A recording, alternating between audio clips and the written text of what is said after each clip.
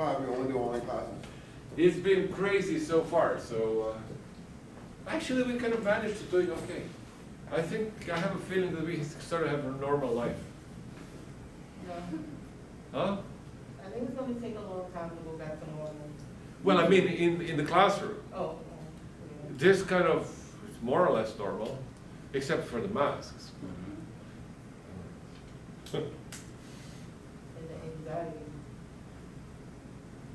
Well, yeah, Japanese Zen, you heard the Zen teaching, like, it's kind of like yoga. If you get anxiety, just focus on the breath. That is, breathe in and breathe out. Supposedly it prevents you from thinking of other things, like when your minds are going, oh, who's going to pay for the hospital, or things of that sort, and then just breathe in and breathe out. Does it help? Yeah, I think it does. It doesn't fix everything, but you know. Anyways, why are we doing the Roman Republic? What's so special about the Romans? They provide a lot of the stuff we have today. I think the philosophy and ideas and culture. So, philosophy, culture, what did they leave us? Is there any particular, I don't know, institution that sort of... Oh, I think government, I think.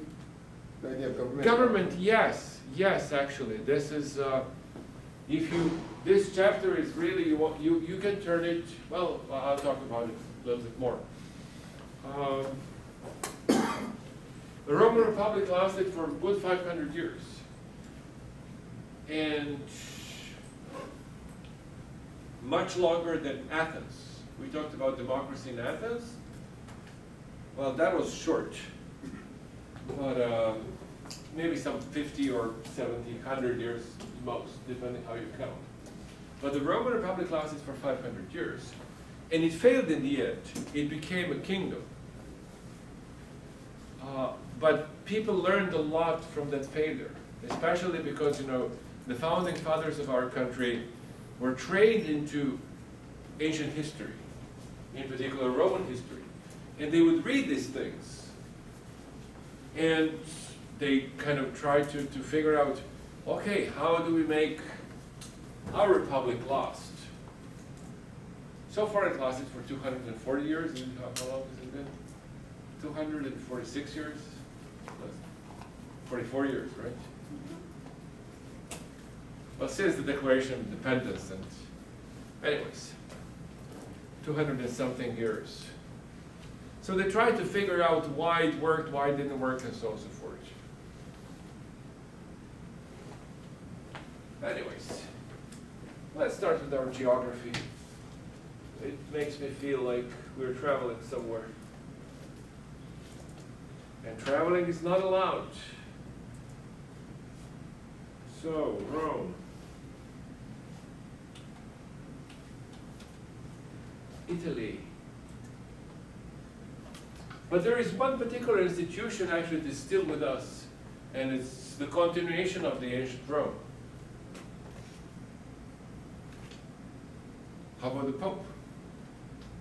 Pope? Roman Catholic Church? Yeah. Right? That would be where Pope lives in Rome.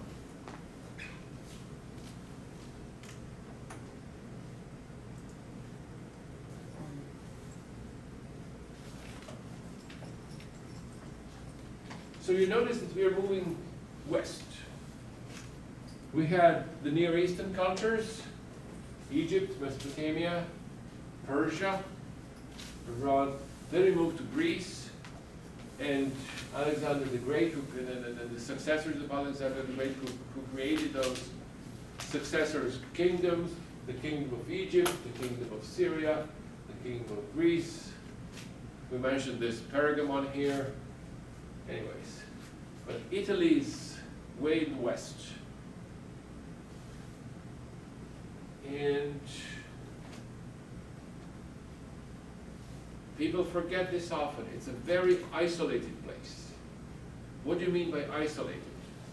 Well, for example, in Greece, you can hop from an island to an island, you zoom in a little bit more, and get across this sea. There are thousands of islands in here in the Aegean, and you can hop from one island to another, get to another shore. You can hop to Crete, and then it's not a terribly difficult journey to the coast of Africa and stuff of that sort. So Greece is much more connected with the rest of the Near East, but Italy is not. What do I mean? Well, it's in the middle of the Mediterranean. And on the north, you have this. These are called the Alps. The Alps. You get into the Alps when you go from Milan into Switzerland immediately. And these are the largest mountains in Europe, 4,000 something for 400 meters. That would be multiplied by 3, so that would be 14,000 feet. They're very hard to pass. In winter, forget about it. In the summer, yes, but it's still very difficult. So Italy is a quite isolated place, and it developed in such a way. The first Italian culture that we find in the historical record is, how do we zoom in? Right here.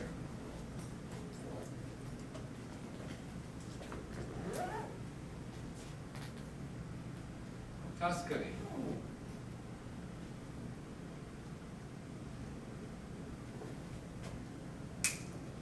The area around the city of Florence, all the way from Florence to Rome, that's Tuscany. These lakes in particular are, were Tuscans. Well, today we call it Tuscany. In ancient times, it was called Etruria. So Tuscany comes from Etruria. Etruria, Tuscany, close enough. As we use the words, we corrupt them. So the words change their sound. Still the same word, it's just the sound is a little different. So Etruria and the Etruscans, people who lived there, were called Etruscans, around the city of Florence. It's a very interesting culture. The Romans owed a lot to them. Things like funerary games, games at a funeral, which we know today as the gladiatorial games. The gladiators. Those games were games given in honor of the deceased. So actually, those games, technically speaking, were not entertainment. Eventually they become a sort of entertainment, but the original purpose of these games is the way how you execute prisoners. What do you do with prisoners? It's with people who are outlaws. That's a problem in every society, including our society. We don't know. We send them to Rikers Island, and then they don't know what to do with Rikers Island, and send them outside of the Rikers Island, and do you feed them? And well, prison is a relatively recent invention for the last 500 years or so. Before, people were just, if you find a criminal, you kill them. That was generally the attitude. You either make them pay a fine, and if the crime cannot be covered by a fine, or exile. Another kind of punishment was exile. Otherwise, it's very difficult and expensive to keep people in prison. It's a very strange concept, not relatively recent. We will, if you take Western Civ 2, we'll maybe talk a little bit more about prison. So anyways, the way to execute criminals was to make them fight each other.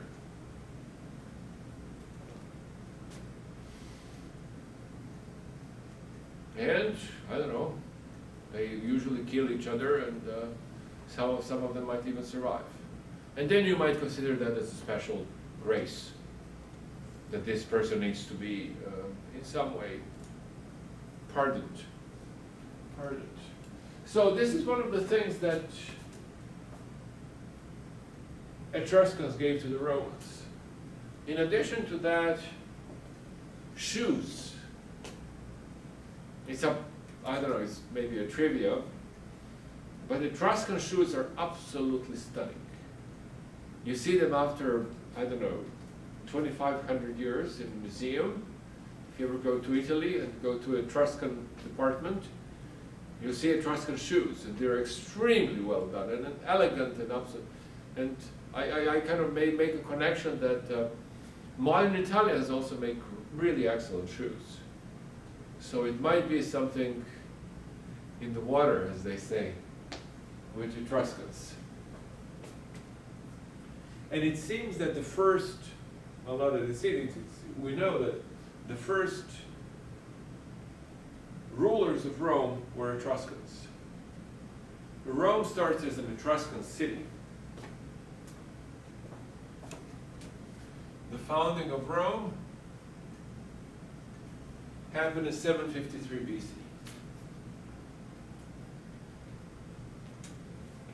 That's what they called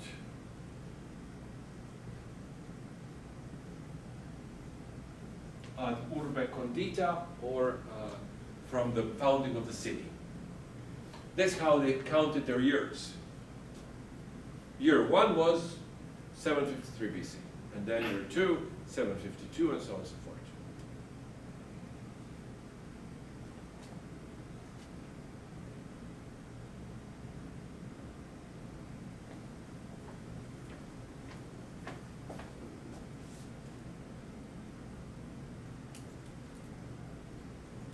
Rome was surrounded on the north by Etruscans, but on the south by the Greeks.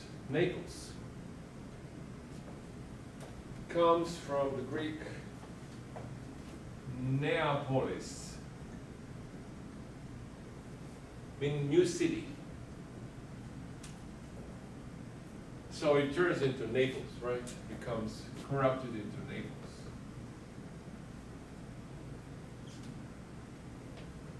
And it's a Greek city. I told you before, if you remember when we were doing the Greeks, that Greece is a very poor country in terms of agriculture. It doesn't have enough food. Therefore, Greeks very early had to run away and to go and find other places. And some of them actually moved to the south of Italy, here. It's not a bad crossing. It can be done in a day or two on a sailboat. And so these cities here were Greek cities. And Naples was the northern sort of most one of these Greek cities in the south. So the Romans were exposed to Greek culture. That's the point of the whole thing. Who else were the neighbors of the Romans? Well, here, Tunis, we have a great city of Carthage. Carthage were Phoenicians. And you remember the Phoenicians because they lived in, oops, don't do that.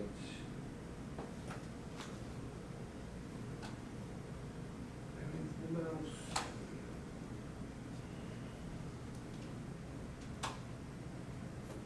Oh, there it is.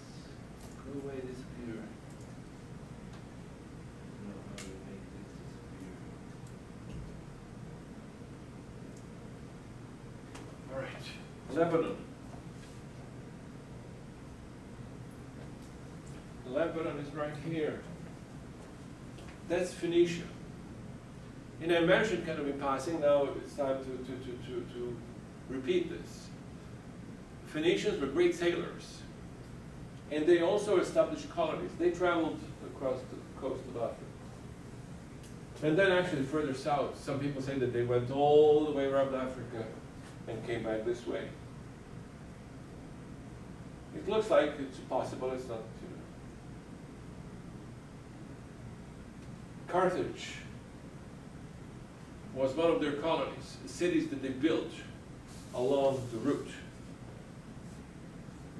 And it was the first neighbor of the Romans. And actually, Carthaginians had their colonies here on the island of Sicily, plus they had their colonies here in what is Spain, in antiquity.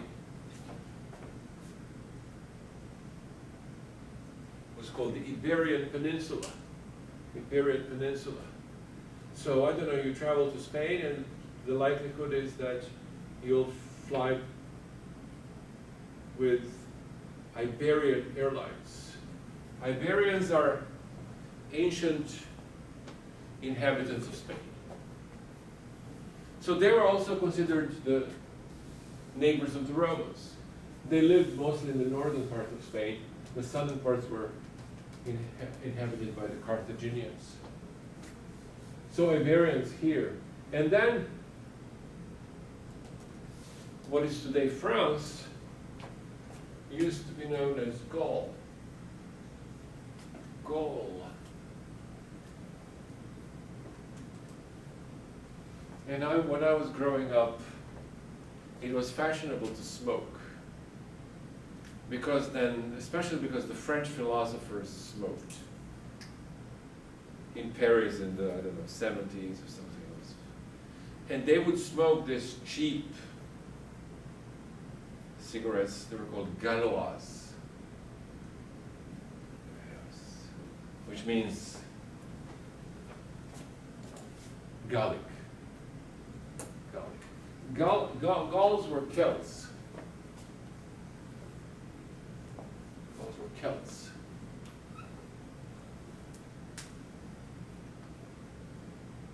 That's, they inhabited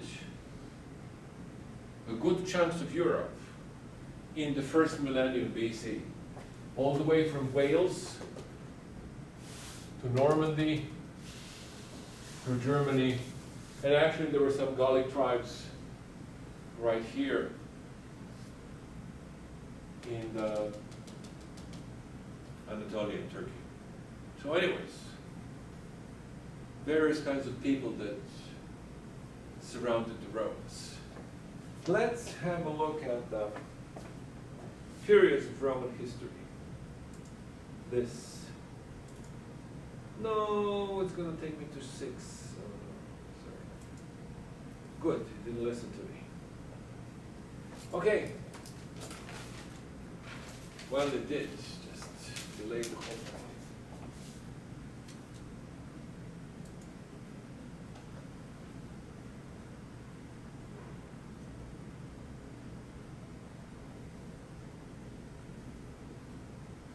Well, the main periods of Roman history, from the founding of the city to 509 BC. 509, 508, thereabouts.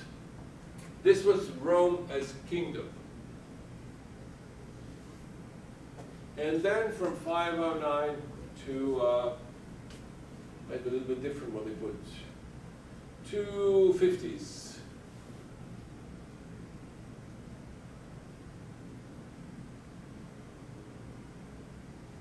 There's Italian wars.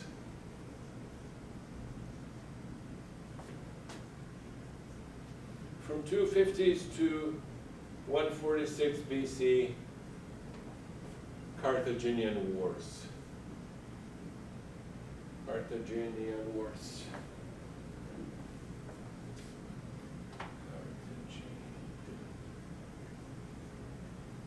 Wars. And,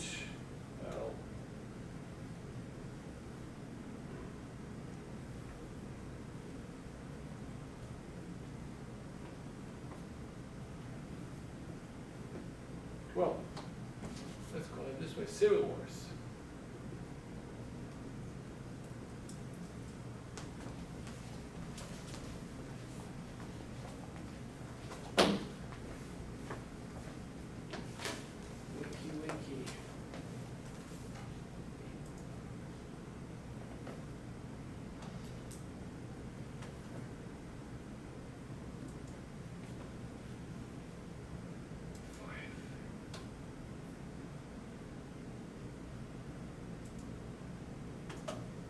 So, they have the years a little bit different, more or less.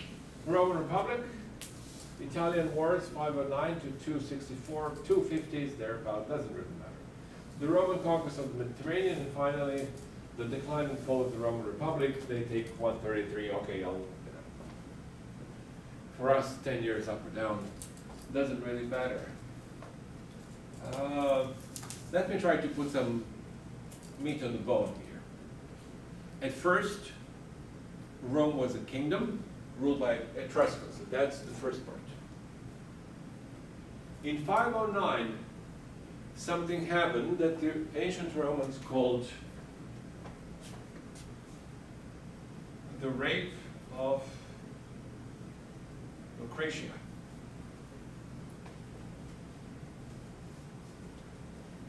Lucretia was a daughter of a certain Roman, and she was raped by the Etruscan king.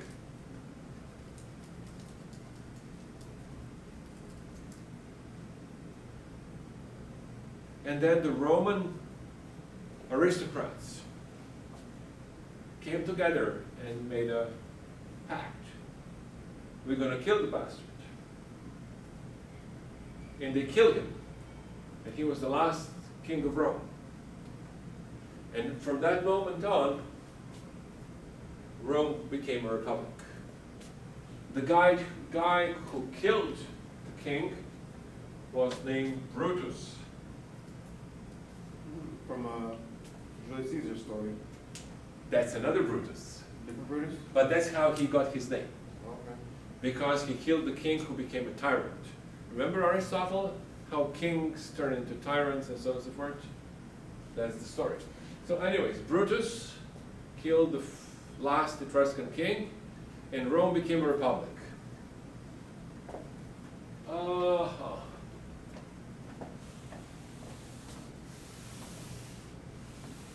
We need to say a couple of things about the organization of the Roman Republic. It developed gradually, but it was an aristocratic republic. Aristocratic republic. It was ruled by the Senate.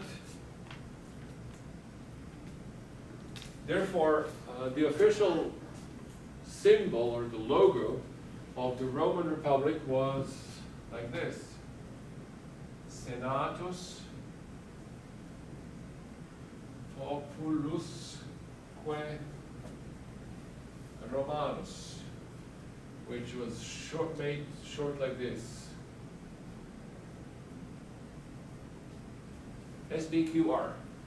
So if you watch some of the old movies where the Romans show up and they show this SBQR, this is what it means. It's kind of like we say United States of America, they used to say Senate and the people of Rome. It's a weird thing in the que means and it's added after, not like we do Senate and the people, but Senatus Populusque Romanus. Just one of the stranger things in the Latin language, the language of the Romans. The Romans lived in a region of Italy that was called Latium. Latium.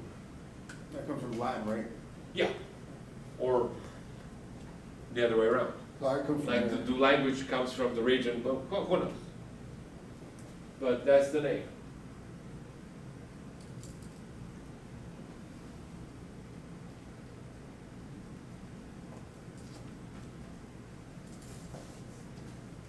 What else? Maybe it's, I don't know, time to talk a little bit about the legends of the ancient Romans. The founding of the city is attributed to the twins called, let's keep it blue, Romulus, like the Star Treks. I don't know why they picked it up. Romulus and Remus.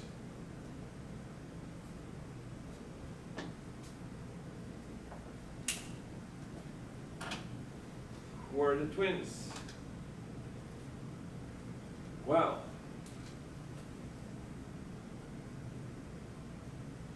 they were children of Rea Silvia. So she was their mother.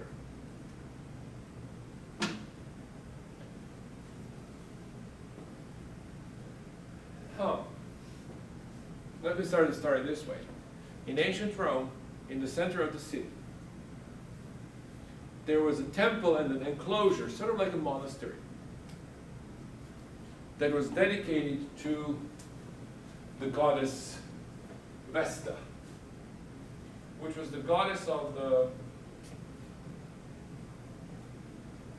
fireplace, so to speak, the house fire of the household goddess that protected every home. And every home had a fire in antiquity, right?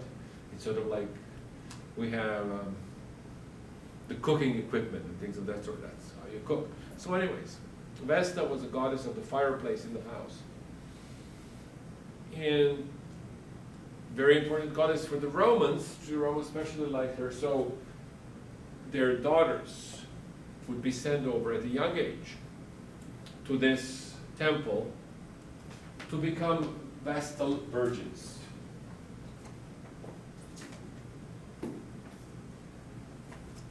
They had an option when they become at the age of consent.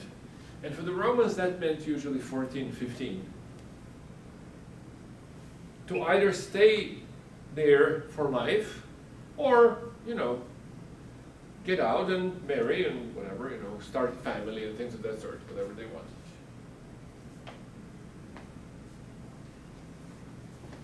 Rea Silvia was one of these Vestal virgins.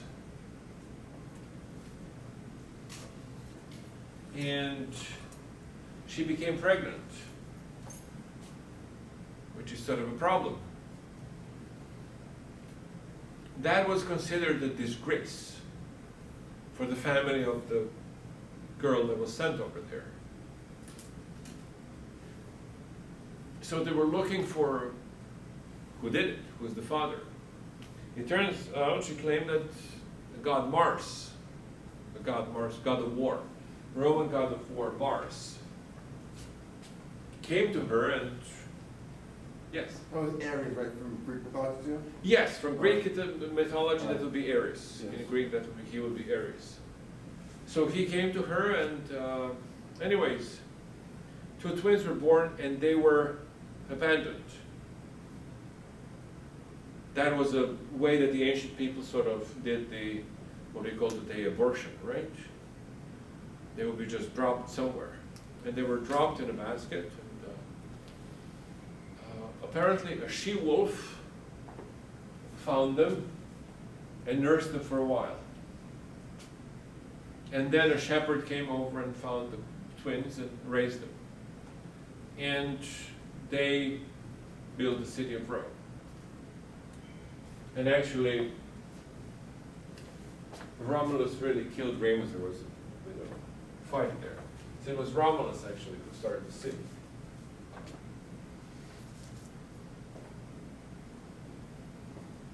That's the story of the founding of Rome.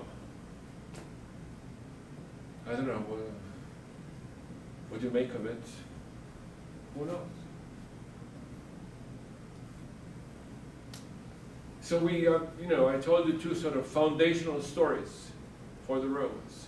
One was this story of the twins that founded the city, and the other one was the story of Brutus, who killed the last king. All right.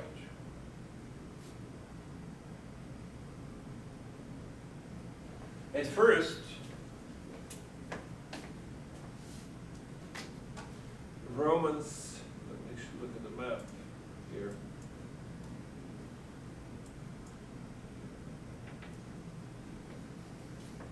Struggled with their neighbors in Latium.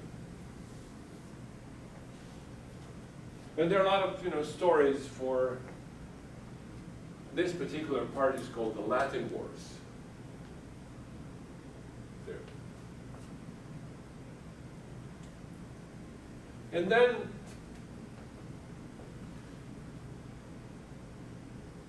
around 250s, 260s, the Romans conquered the whole of Italian peninsula.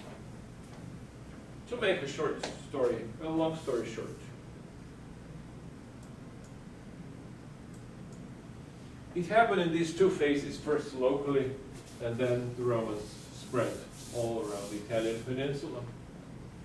With the exception of this area here, which is called the Po River Valley.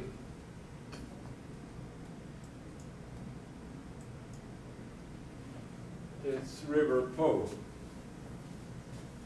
all the way to Venice. And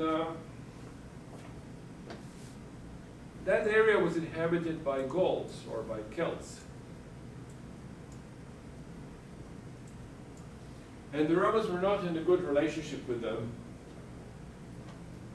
There is another story also that the Celts came down to Rome in 350s BC and almost sacked the whole city. But the city was saved by the geese, who were part of the temple of Juno in Rome. Juno was Hera in the Greek, so the wife of Zeus, had a sacred geese. And those geese started to, what do geese do, quack, or the ducks Honk. quack? Huh? Oh, Right. So anyways, and they woke up the soldiers and they realized, oh, the Gauls are here, we have to fight enemies. That's how the geese saved the city, and that's how the temple preserved the geese for enemies. It was their sort of a trademark. We have the geese.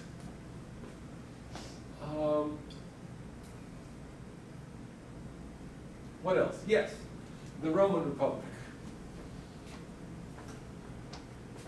That's what I started before I got sidetracked with these stories. Were fascinating. Senate was an aristocratic institution. And Senate would then elect what we call the executive officials. In particular, two consuls. Two consuls.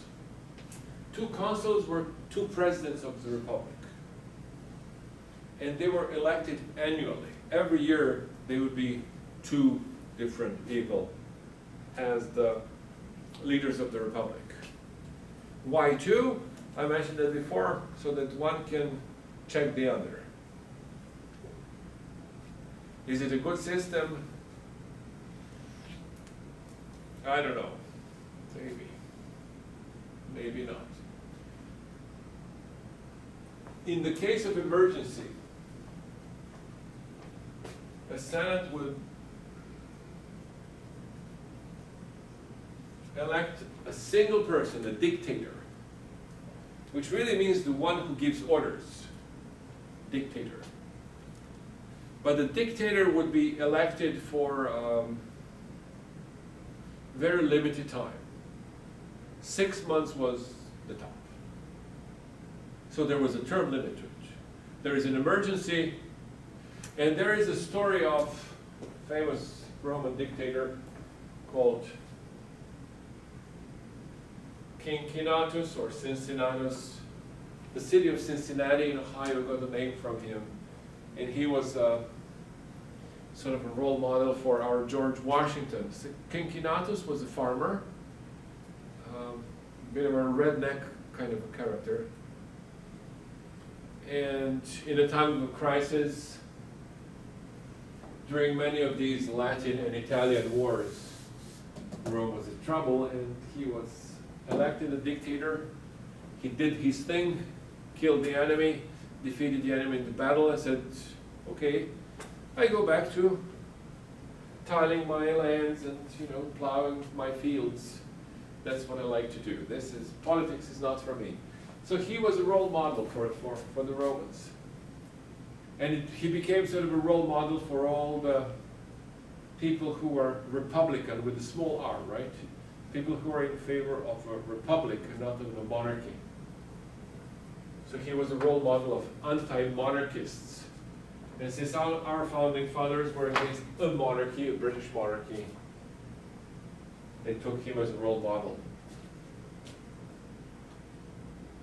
You've been to Cincinnati, Ohio?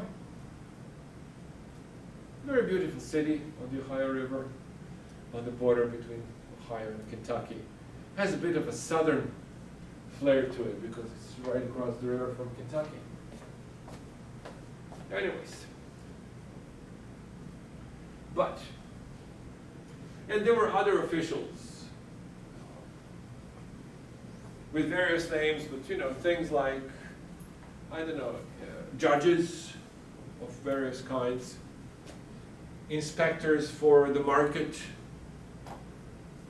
like people who are out there on the market in Rome who made sure that the weights and measures are honest, right?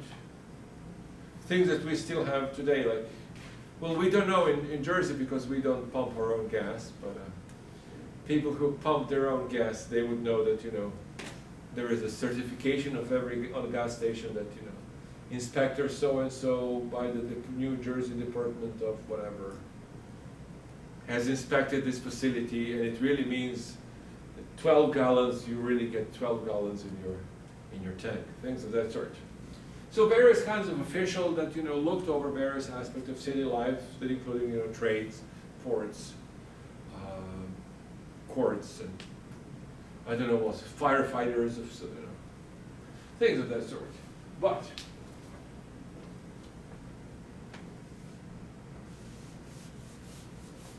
there is something that appeared at this time also, and it was called the Comitatus, or assembly.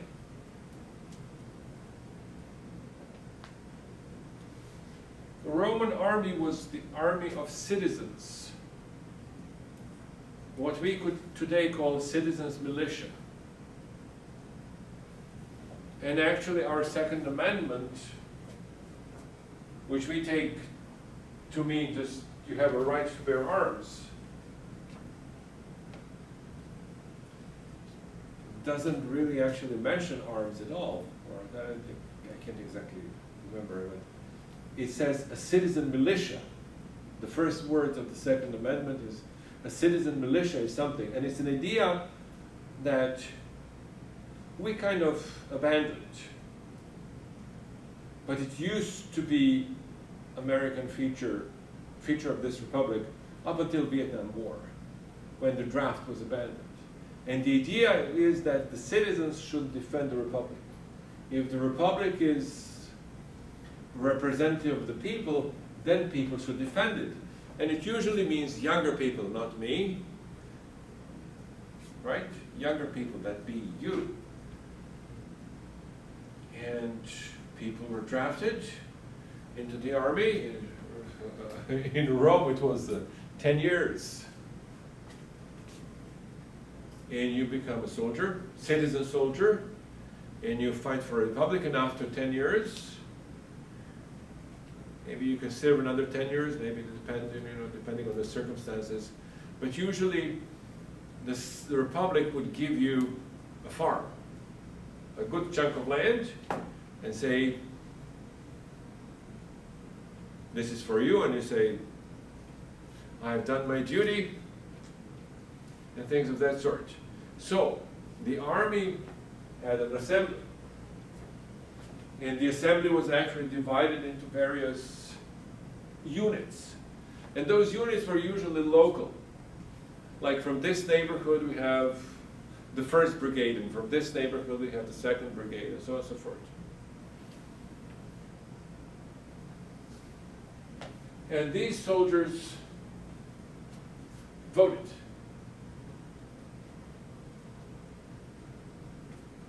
But they became a rival to the Senate. It's another way to exercise power. So that's why you have Senatus and the people of Rome. But people of Rome as represented through the comitatum, through the assembly of soldiers. So, there is something that was called the struggle of orders in Rome. That there were these senatorial aristocrats who were few in number. At one point, roughly took in a number later on, but we talk about 500 families. 500 families that run the city. But then you have the assembly, which represents all the citizens, regardless of their wealth and status. And the struggle between these two entities lasts for hundreds of years. It's a very long and complicated story. But Comitatus got a right to elect an official that was called tribune. Tribune of the people. And very well, now a lot of people would just not understand the whole thing, but in the 19th century, a lot of politicians presented themselves, as campaigning, I am a tribune of the people. It means the protector of the people. Tribune had the right in the Roman Republic to veto. And veto means I forbid.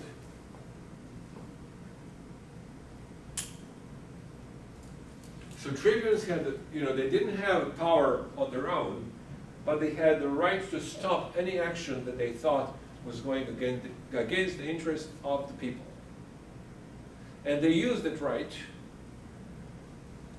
and there was often struggle between tribunes, and these people were then called plebeians. Simply people, right? Plebeians was a bit of a pejorative word. Plebeian. Nobodies. Those who don't have the pedigree. Kind of the two cats that I had. One was a Russian blue, aristocrat, and then the ordinary tummy. So anyways. So when I developed allergies, I tried to give them away, and everybody wanted the Russian blue, nobody wanted the ordinary tummy. So when I kept them both, so I don't figure out how to deal with allergies. Anyways.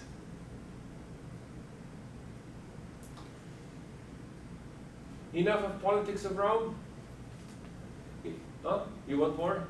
More coming up? More coming up as far, let's get to the wars. The Carthaginian Wars. These are the wars that actually made Rome into what it was. It made it into a world power, or at least the Mediterranean power. The Carthaginian Wars started silly.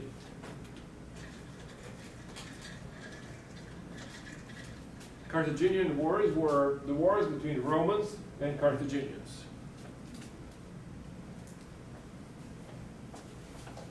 In effect,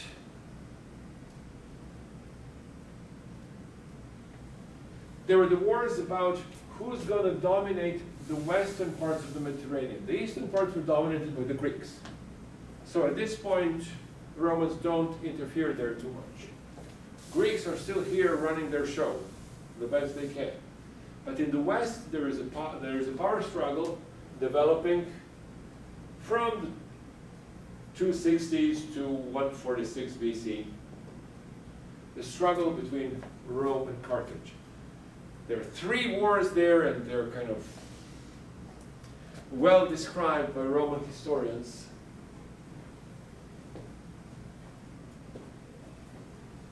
If you want to read about Roman history, you should read Livy. Livy. Tells you all these stories that, that I kind of summarized here and butchered them to make them shorter. So, the war started over Sicily, because the Romans conquered the whole of the Italian peninsula, and they had their cities in Sicily. Carthaginians had the west, that would be the eastern part of Sicily, no, western part of Sicily, right? This is west. So, the war started here. At first, the Romans were absolute underdogs. For one particular reason, they didn't know how to sail. Ships were just a new thing for them. We don't do that. We don't sail ships. We don't fight on ships, and so on and so forth. So the first Carthaginian war was a bit of an embarrassment for the Romans, because they tried to learn how to sail, and the Carthaginians were laughing at them. We've been doing this for hundreds of years, and you guys are figuring this out. So they run circles out around them. But one of the characteristics of the ancient Romans was that they were very persistent.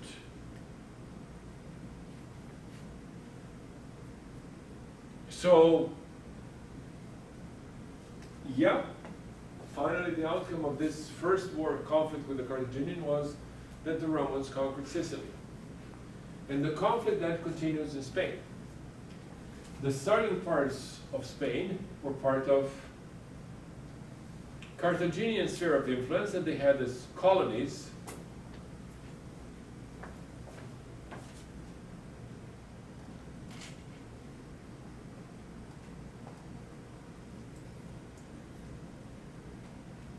Alicante was here.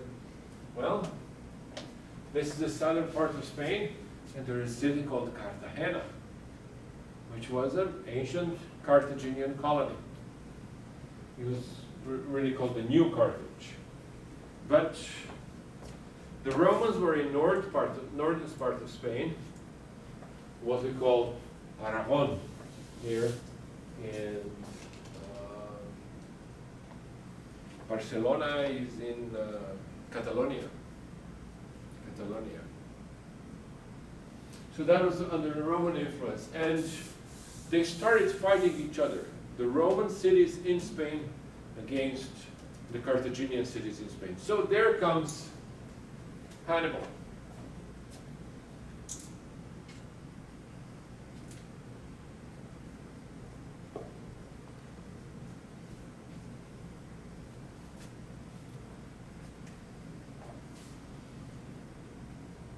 Hannibal actually tried to kind of take care of the Romans once and for all.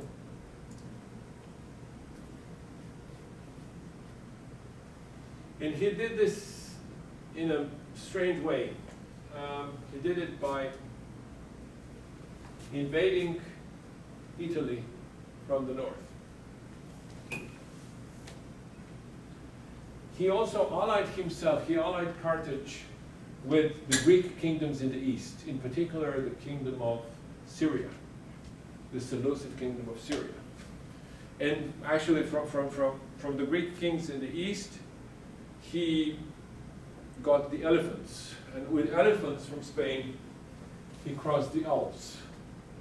The Romans actually couldn't believe that somebody was able to cross the Alps with the army. They were totally caught by surprise. And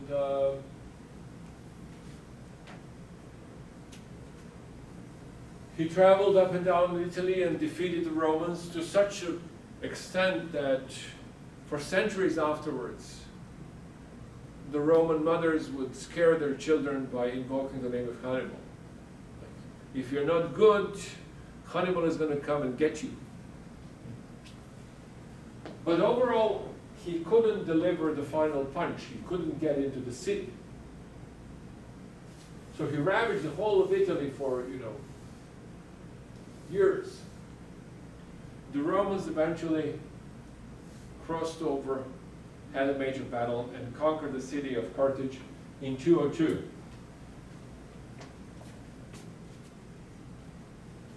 BC. But one very interesting thing happened during this war, and that is the war started as a local conflict between Romans and Carthaginians in Sicily, and then there's a local conflict between the Roman colonies in Spain and the Carthaginian colony in Spain. Now it became the war for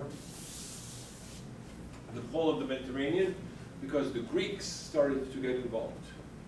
The Seleucid kings of Antioch sided with Carthage, and the Alexandria in Egypt and Ptolemies actually sided with Romans, and the Greeks were sort of caught in the middle of the. To make the long story short, and it's already too long, this war ends in 146 BC, when the Romans finally came again in Carthage and completely destroyed it to a level that actually they burned the city and did sort of a Roman ritual when they decided to completely humiliate the enemies. They would clear the city and take a pair of oxen and plow through it and spread salt over it so that nothing can grow in this place. So it was a symbolic humiliation of the Carthaginians, that instead of sowing wheat and anything that could grow, you spread salt and nothing can grow on it. So it's a final humiliation that Carthaginians are done. And also by 146, as a part of this expanding, this happens to a lot of wars. As part of this expanding wars, the Romans also conquered Greece. So they were only left to deal with Antioch, Greeks in Syria, and Greeks in Alexandria, and this little kingdom of Pergamon right here. You'll see in a moment why this is so important. This often happens to war. Wars often start as a conflict between neighbors. Let's move this line over here. No, let's move this line over here. So we fight over this line. And then people jump in on the fight. This neighbor takes my side, and that neighbor takes his side, and before you know it, the whole neighborhood is burning. And this is exactly what happened. So these Carthaginian wars are, start as regional, but they turn out to be what we would call today world wars, or at least the world that these people knew, and that was the world of the Mediterranean. Let's see how that continues so we finish the whole thing.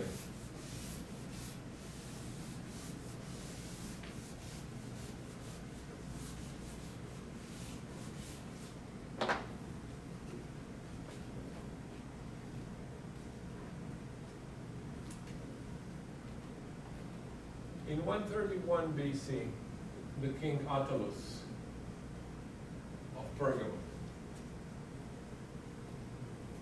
died. And he saw what was going on, that there is a war developing in the Mediterranean, and that the Romans are being involved, and the Greeks in Antioch, and the Greeks in Alexandria. And he said, well, I want to preserve my city and my kingdom, and I just give them to the Romans. Well, that gift created a lot of problems for the Romans, because then they started to argue, how shall we divvy up this gift? Who's going to benefit from this gift? It was a huge gift.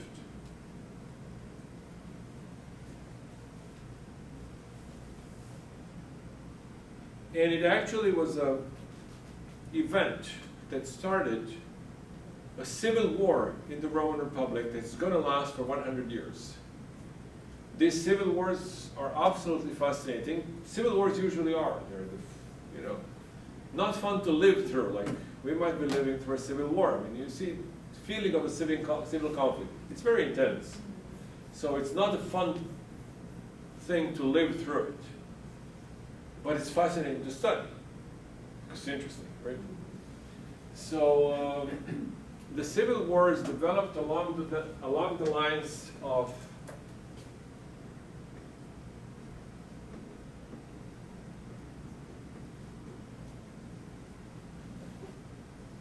patricians and plebeians.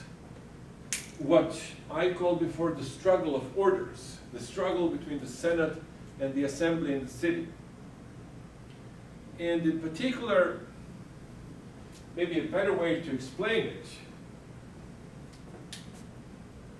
it led to a development of political parties.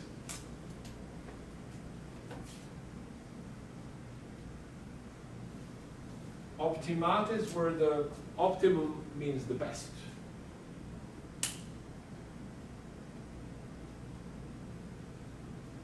So, between the aristocrats and the other political parties, populares.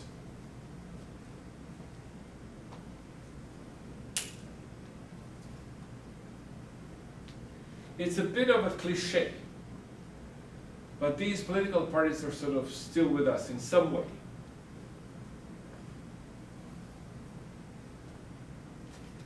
Party of the people is, the Democrats like to call themselves Party of the People. And they often accuse the Republicans of being Party of the Powerful, right? That used to be, Clintons used to use, the Clinton couple, they use this vocabulary. The Party of the People and Party of the Powerful. And then sort of Bernie Sanders came around with his, I don't know, corporate interests and some of that sort. So, 2,000 years ago, but still same flavor. Political parties are, well, they speak well, right? They promise us everything. But they're usually relatively dirty institutions, or very dirty institutions.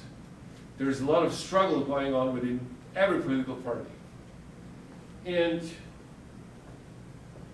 one of the problems, for example, with the populares in ancient Rome was, okay, right, you're for the people, but how are you going to do it? I mean, what are the people going to get it? Well, the populares started to advocate actually the abolishment of the republic and an introduction of some sort of a dictatorship.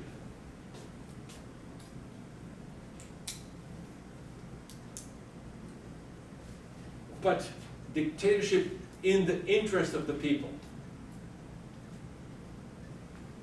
So, the question to ask for any political party is not exactly, what do you want to do for me? Because they all want to do good for us. Chicken in every pot and car in every garage, and that's going to be fabulous.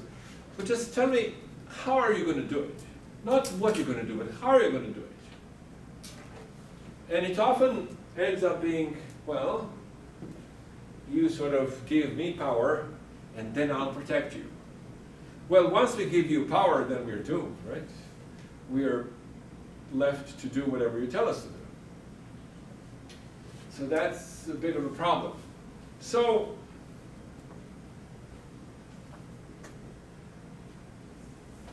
there were a lot of good people on both sides, and there were a lot of good people and bad people on both sides too. The war happened in sort of three main phases.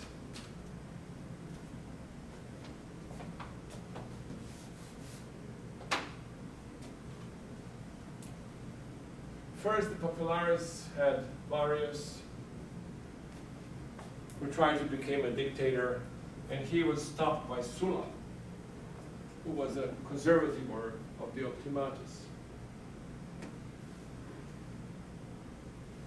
Then there was a conflict between Caesar and Pompey. Pompey was a bit of a, actually, on the left side, so to speak. But when he came into conflict with Caesar, he was pushed into the other political parties. You know, a lot of these things sort of, I don't know, you have this stuff here with what they're called, like never Trumpers. People who are Republicans and they've been Republicans forever, but they hate Trump, so therefore they switch sides and now they endorse Biden. That's sort of what happened to Pompey. He was on the left, Caesar became leader on the left.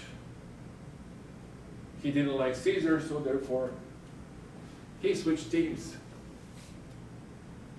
And the final round of the battles were between, well, at this point, it sort of loses any political meaning, because the last two guys were just fighting for power. They were not fighting anymore for any kind of political ideal. But we can put Octavian on one side and Mark Antony on the other. Mark Antony.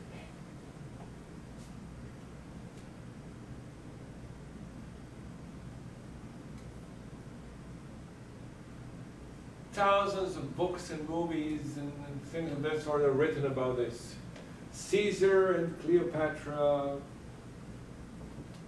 forever a fascinating topic. That Antony and Cleopatra.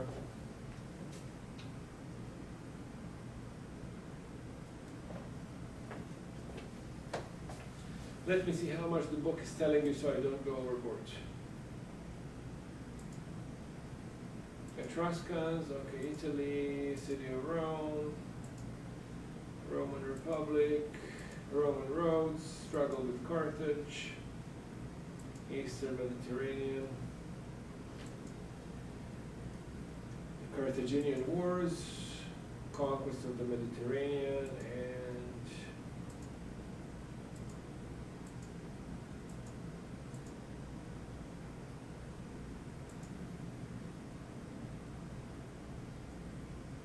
all right.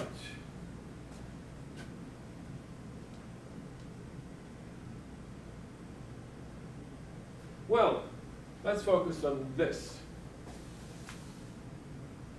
Caesar and his assassination in 44 BC. Caesar was the first actually to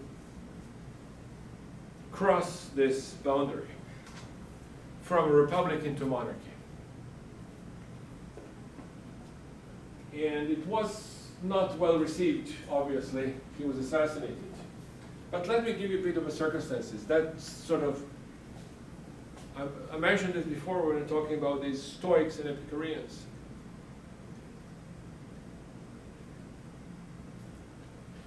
Stoicism was a traditionally Roman. Old families would be Stoic. And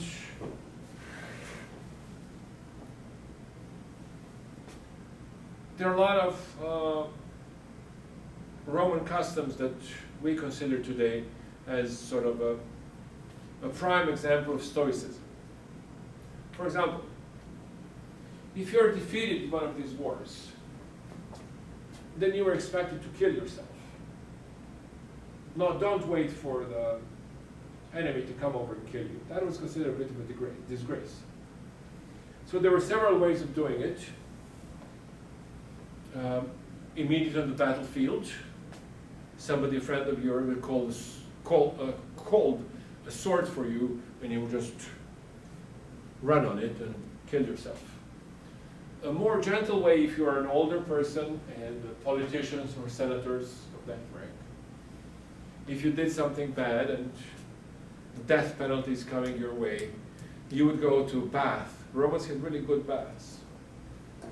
And just cut your veins and stay in the water so it doesn't coagulate and you bleed to death, and that's it.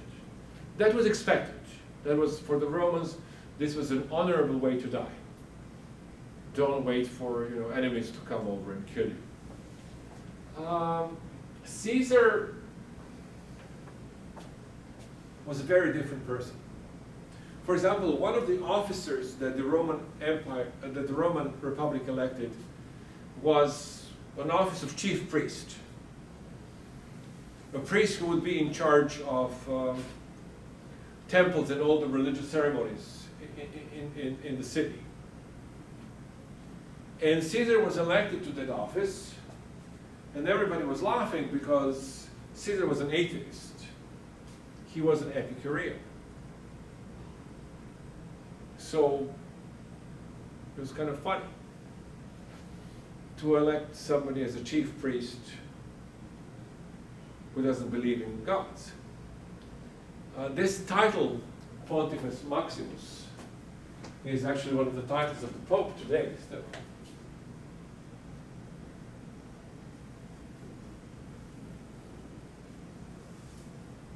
Pontifex Maximus. So Caesar was an Epicurean, and Caesar was a populist. He promised his soldiers a lot of benefits. One of the things that he did actually was to gain a command of the Roman army to conquer France, was what was called Gaul at the time, right?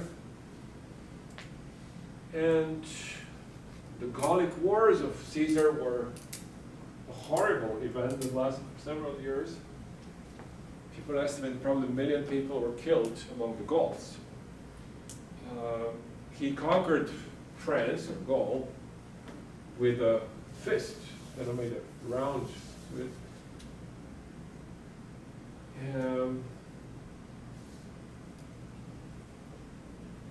And this led him into a conflict with Pompey, who was, fighting in the east.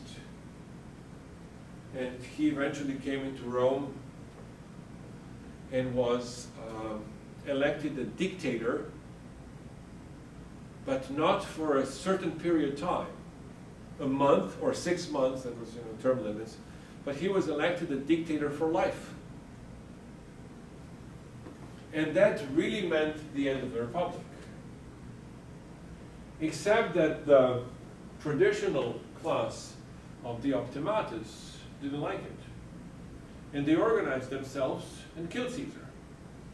And incidentally, one of the guys who killed was Brutus, right? But then, like, were they all his friends though, they said? Yes. Because they said that's where the term stabbed in the back comes from. Yes. And William Shakespeare, that's the one who wrote the story of the tragedy of Julius Caesar. Mm-hmm. One of the things that happened after the assassination of Caesar was that Mark Antony took charge immediately and slaughtered hundreds of senatorial families as an act of revenge. Eliminated the opponents, including one of the most famous that they killed was Cicero. Cicero was a great Roman philosopher and a politician and a defender of the Republic. So when Cicero died, the Republic died. And then in the end it was Octavian, who was a nephew of Caesar, and Mark Antony, who was his kind of a favorite general. They fought it out, and Octavian won. And we'll leave Octavian for next time. So that's it. I don't know what else. 11:15. We're done. Turn on the camera.